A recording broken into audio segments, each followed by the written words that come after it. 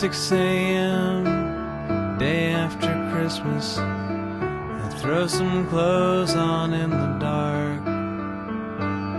The smell of cold, car seat is freezing. The world is sleeping, I am